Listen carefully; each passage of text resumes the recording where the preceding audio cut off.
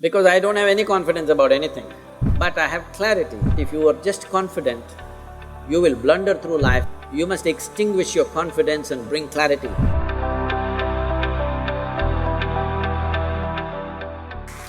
So, Sadhguru, you are so reverent and you are so cherished. Do you ever get a superiority complex? Right now, yes.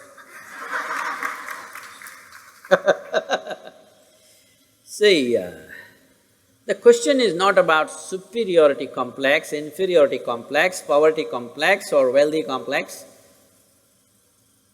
That you have a complex is a serious problem, isn't it? Whatever kind it is. What a complex means is, you have assumed something about yourself and you have concretized that assumption. In such a way, you make a bloody fool of yourself wherever you go. Do I look like that? Hello? Do I look like I'm making a bloody fool of myself with you? No. No. So, no complex of any kind. But then our confidence fluctuates every day. So, what do you have to say about that? Because I don't have any confidence about anything. I just have clarity. People think I have knowledge. No, my head is empty. That's why to make it look little substantial, I have a turban. It's totally empty always. But I have clarity. Clarity means what? You see things the way they are. Knowledge means what? You have fixed information about everything. If things have changed, you will not see it the way it is. That's as good as being blind. See, people think owls are blind. It's not true. Their vision is far more sensitive than yours. But because of sunlight, they're blinded because it's too much. When light goes down, he sees very clearly. Not because he's blind, because his eyes are super sensitive. So, it's important that you bring clarity to your life, not knowledge, because knowledge is conclusions that you gather. Knowledge is okay when you're trying to do something physical, material in the world, but not with life. Is it true? What you thought was absolute at the age of 12, today is not true. Yes or no? Are you sure that whatever you think is this is it right now, will be this is it in another 3 years' time? Of course not. You know that, so you know you're wrong. Yes or no? Yes. So you know anyway you're wrong, so why assert the wrong things? Well, right now we are wrong, at least let's manage with little more conscious. If you know you're wrong, you will walk carefully, isn't it? Hello? But you think you're absolutely correct, then you will do stupid things and you blunder around the world. If you know you're not seeing properly, will you walk carefully or no? If I ask you to walk through a dark room, suppose we turn off all the lights and close it down, everything, pitch dark, if I ask you to walk, suddenly will you become super alert and conscious as to how you walk? But when the lights are on, you're just going unconsciously, bumping into everybody. So if you learn to walk every moment, like there are no lights and you're looking at everything absolutely carefully, then what you see clearly, you go through it, what you don't see clearly, you hesitate, some places you take a little bit of chance. But if you are just confident, you will blunder through life, we don't know where you will get in and what you will get trapped into.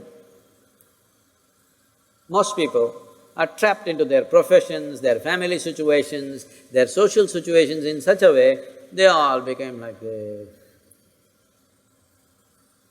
Yes, already I'm seeing, not just older people, youth have become like this.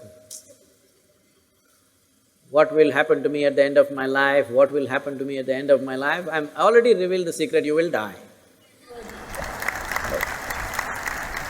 But Sadhguru, if this happens, what to do? If that happens, what to do?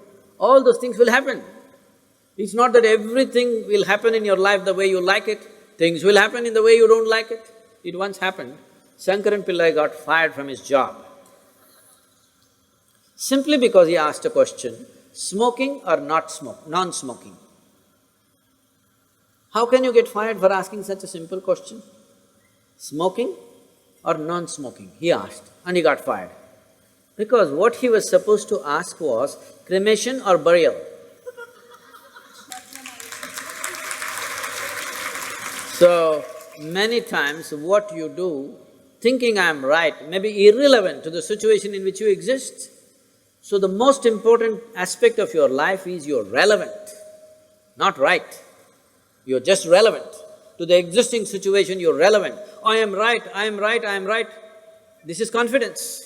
You being right, nobody cares. All the idiots who think they're right, nobody wants to listen to them, nobody wants to be around them, isn't it? People who always think, I'm right, you want to be around them? No, the important thing is you're relevant to the situation in which you exist. If you have to bring relevance into your life, you must extinguish your confidence and bring clarity. To develop clarity, there are many systems. See, to develop your muscle, there are systems, isn't it? Similarly, to develop clarity, there are many systems. Unfortunately, our education system is dulling clarity in so many ways. Some of the research studies in the university shows that if a child goes to kindergarten and goes through 20 years of education, I'm sorry, I'm saying this is an educational institution, 20 years of education and comes out, let's say, with a PhD, they are saying 70% of their intelligence is irrevocably destroyed. So you have a knowledgeable idiot. What do you do with this? Well, you can impress people by throwing information, but this whole game of impressing people, throwing this information and that information around is all going to go because that Google lady is better than any of these idiots. Hello? It's really amazing. I am just traveling to wherever, let's say I'm flying to United States or Africa or somewhere, I just ask, what is the morning temperature in Entebbe? I'm landing there. Without batting an eyelid, in 2 seconds, she tells me it's 14 degrees centigrade and by afternoon it's 18 degrees centigrade, by evening it's again 12 degrees centigrade. Who could ever say this? Hello? She may not be perfectly right, but she's almost there. So, people who are carrying a basket of information on their head and feeling superior, I want you to understand this in this country and everywhere else in the world. In not the previous but the previous generation, somebody who could read a book was seen godlike because everybody else was illiterate.